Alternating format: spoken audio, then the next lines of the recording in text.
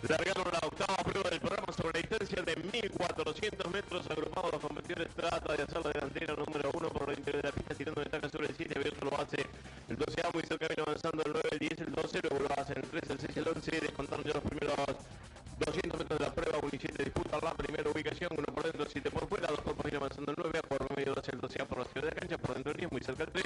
A cuerpo de este competidor número 12. A cuerpo medio abierto lo hace el número 11. Ya están en la señal de marcatoria de los 900 metros. El 7 pasó a comandar la carrera, estirando los cuerpos de ventaja sobre el 1. A cuerpo de este lo hace el 9 por fuera. Muy cerca viene avanzando el competidor número 10. Por dentro de la pista lo hace el 3. Abierto el 12A. Muy cerca quedó el competidor número 11. Más atrás el 12. Luego el 12, el 5, el 6, el 8. A 3 cuerpos el competidor número 4. Cerrando la marcha. Están ya en la señal de marcatoria de los 500 metros. Continúa el número 7 marcando el camino. Le ve la ventaja sobre el 9. A medio cuerpo lo hace el 1. Por dentro viene avanzando el 3. Más atrás lo hace el 12A, el 10 y el 11. Ingresan en la recta final. 400 metros para el disco.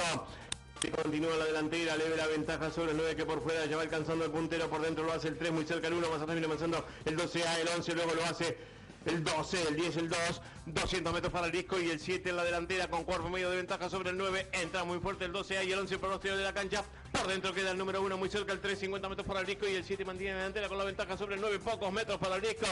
El 7 conservando la ventaja sobre el 9 y cruzaron el disco. Marcador oficial de octava carrera. Primera el 7, Caemi Muñeca. Segunda el 9.